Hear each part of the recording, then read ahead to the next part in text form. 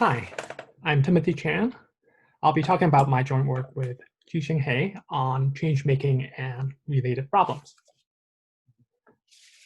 The change-making problem, also called coin changing, is of course one of the standard problems we see in introductory algorithm courses. We are given n coin values, all positive integers, and we're also given a target value, t. The goal is to find the smallest number of coins that sums to exactly t, assuming there's an unlimited supply of coins of each type. For example, if you're making change for, say, 87 cents using the standard US coin system, then the optimal solution is to use 3/4, 1 dime, and 2 pennies. Of course, the problem for standard coin systems can be easily solved by a greedy algorithm. But here we're interested in the general problem for arbitrary coin systems. Greedy no longer works, but dynamic programming does. In fact, coin changing is a favorite example for teaching dynamic programming. There are two common solutions. One option is to use a two-dimensional table where dij here denotes the minimum number of coins for target j under the restriction that we are allowed to use only coins from the first I coin values. Another option is to use a one-dimensional table where dj denotes the minimum number of coins for target j without any restrictions. And both solutions clearly requires order nt time. So why are we revisiting this old toy problem? Well, because of the flurry of recent activities on fine-grained complexities of various related problems. Notably, the classic subset sum problem, which everyone knows has a similar dynamic programming algorithm with running time order nt. But recently, a number of faster algorithms have surprisingly been found with running time near linear nt. And in addition, a nearly matching conditional lower bound has also been proven recently. Other classic textbook problems like 0-1 knapsack or unbounded knapsack also have dynamic programming algorithms with order nt running time. And there have been many recent papers looking at different aspects of these problems. For example, improved exact algorithms in terms of other parameters, conditional lower bounds, or approximation schemes. Of these, coin changing is most similar to unbounded knapsack in the sense that an item may be used multiple times. However, coin changing hasn't received as much renewed attention compared to these other problems until our SOSA paper last year. And there we describe a number of algorithms with running time near linear in t, the best of which takes t log t time with randomization. Now, as a function of t, this result is already pretty good. So what more is there to do? Well, in this talk, we'll study a stronger version of the problem, the all targets version. Here, we want to find the minimum number of coins summing to j for every j from 0 to t.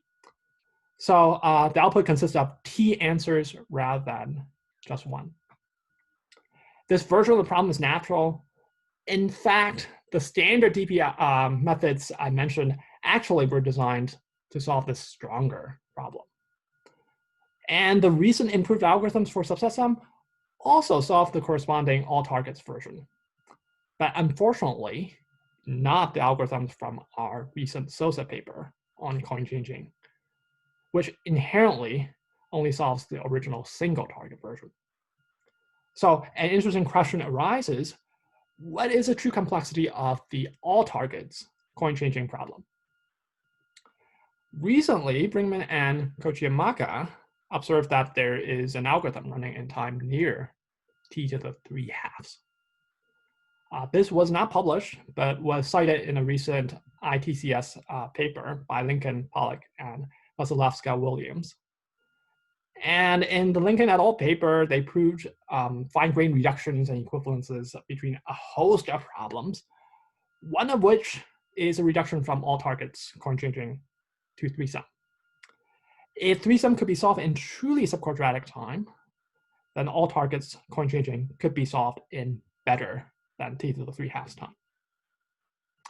But if we want a conditional lower bound for coin changing, we need a reduction in the opposite direction, which they were not able to get. And for a good reason, because we'll show that t⁵ is not the right answer after all. The problem can actually be solved in near t⁴ time, ignoring logarithmic factors. And that's our first main result. And we have many more results. If we analyze algorithms in terms of another parameter, u, the largest coin value, then we can get an algorithm with running time near u² plus t. And that's our second result. So if the target is large, say bigger than u², then this is linear time.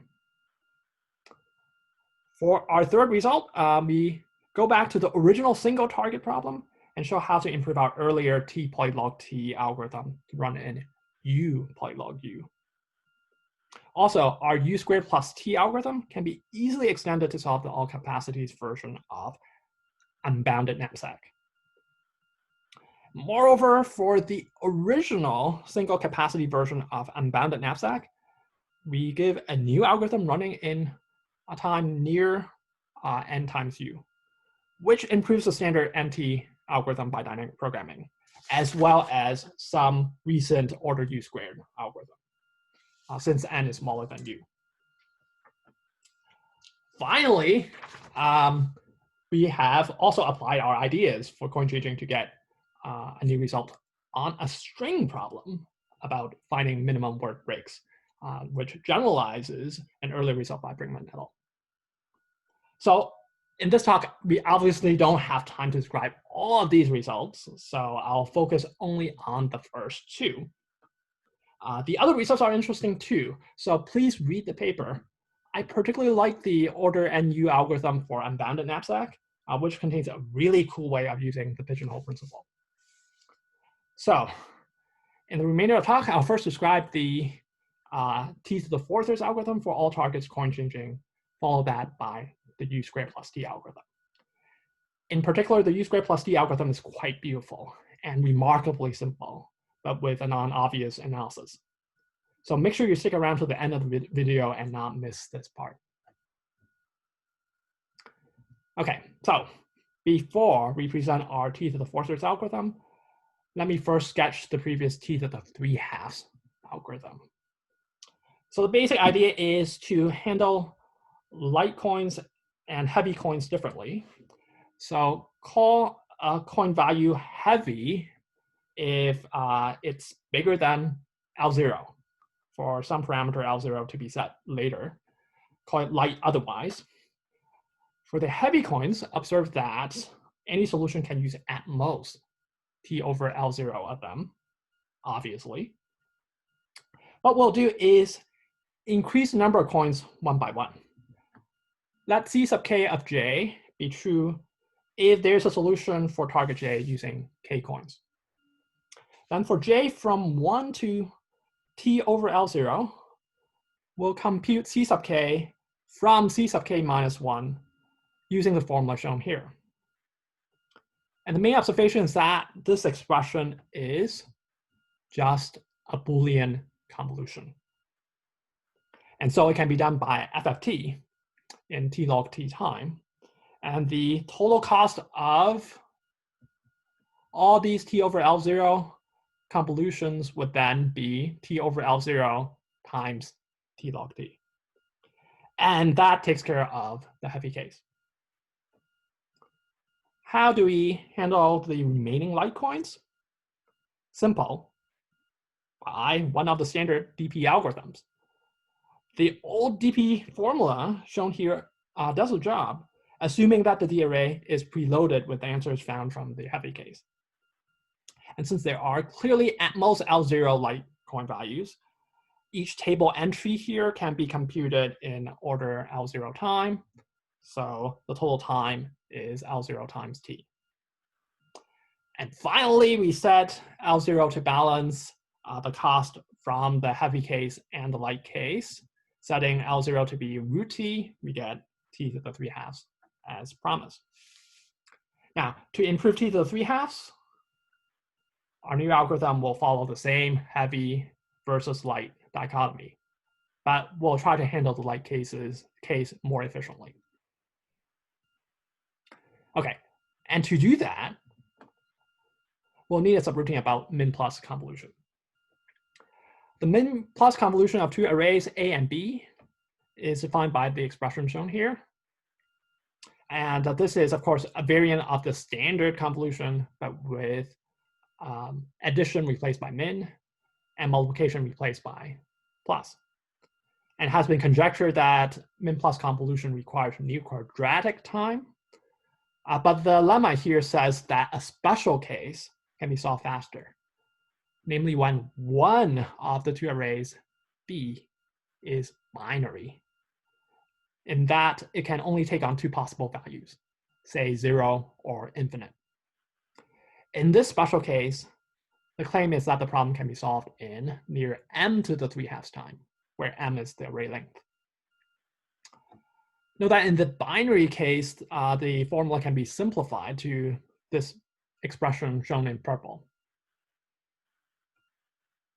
So the proof of this lemma is not new, and the trick has been used before, for example, in the context of min plus matrix multiplication. Here's a quick sketch. First, you sort all the values from the array A. You divide the values into m over s intervals with s values each for some parameter s to be set later. For each interval I, we compute this expression. And the observation is that this is a Boolean convolution, so it can be done by FFT in m log m time. So the cost of these m over s FFTs would be m over s times m log m. Now, for each j, these results give us enough information to deduce which interval contains the answer, dj. And so we can finish the job by just brute force search in this interval in order s time per j. So then this gives us a total time of s times m. And now we set s to balance the two costs here, and we get m to the 3/2 as promised.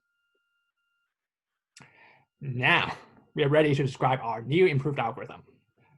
First, we handle the heavy case as before in t over L0 times t log t time. For the light coins, we look at each L that is a power of 2 below L0. And we'll add the coin values that are between L and 2L. How? By the standard DP formula. But observe that this expression is a min plus convolution, where one array is binary, just like the purple expression you see in the previous slide, right? But there are two issues. First, this formula is self-referential. We're defining the D array as a convolution of D itself with another array. And secondly, the array length is T. So if we're using the lemma from the previous slide, then we'll get T to the 3/2 time, which is not an improvement. We'll resolve both issues at the same time with a simple idea. Namely, don't do one min plus convolution. Rather, break up the array into T over L subarrays of length L. And then do order T over L min plus convolutions on these smaller subarrays. Why? Because the coin values we're dealing with are bigger than L. The D values in a subarray depends only on D values from earlier subarrays, which have been computed before if we proceed from left to right. And because the coin values we're dealing with are smaller than 2L, the D values in a subarray can depend only on the two earlier subarrays.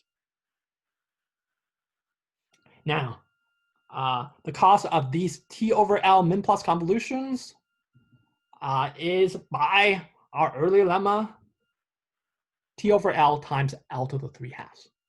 And that gives us T square root of L. And now, we sum over all L that is smaller than L0. That is a power of 2. And we get a geometric series. So we get a total time of T square root of L0, which is better than the TL0 bound we had before for the light case.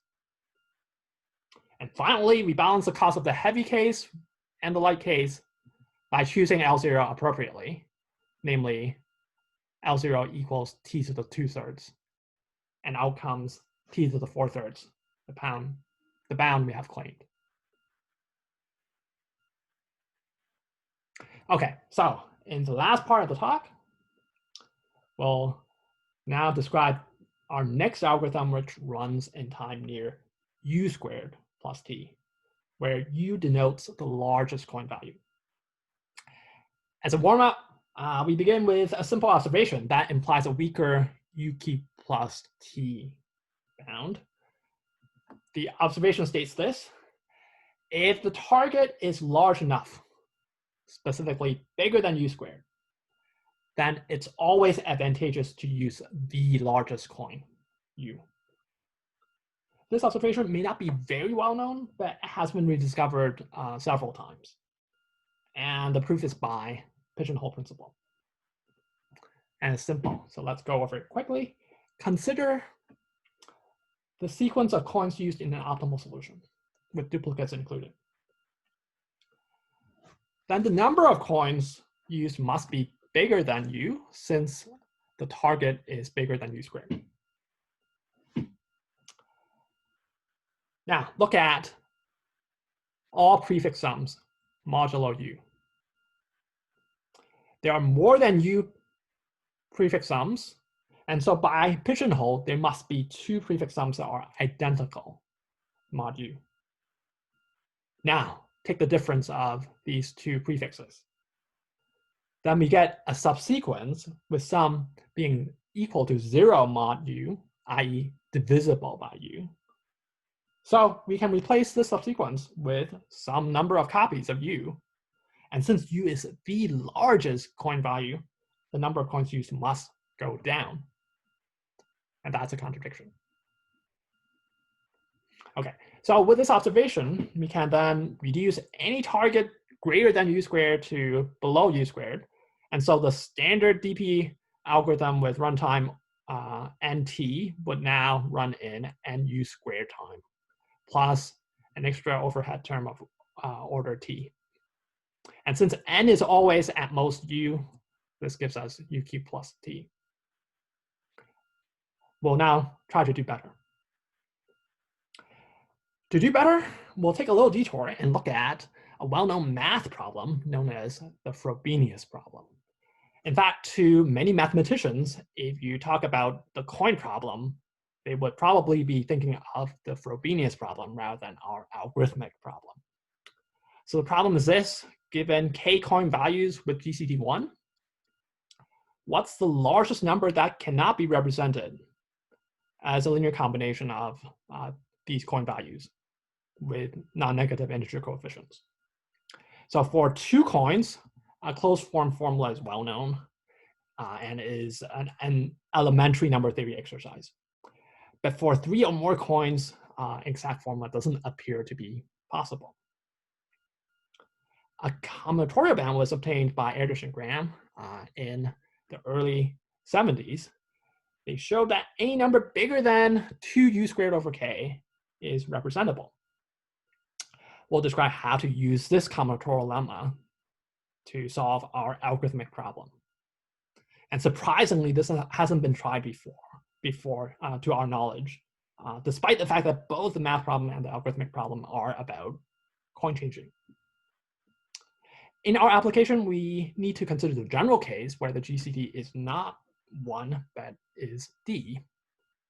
And here, representable numbers must be divisible by D. But by rescaling by a factor of d, Erdős and Graham implies that sufficiently large numbers that are divisible by d are always representable. So the key to our new algorithm is the following generalization of our earlier observation. Namely, if the target is bigger than 2u squared over k, then it is always advantageous to use some coin from the k largest coin values. The early observation corresponds to the k equals 1 case. The proof is basically a modification of our earlier proof by the pigeonhole principle, but this time using Erdős and Graham.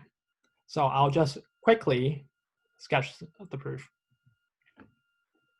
We chop the sequence of coins used into chunks, where each chunk has some roughly 2u squared over dk. Now, the number of chunks must be more than d, since the target is more than 2u squared over k. Now, let's look at all prefix sums, mod d.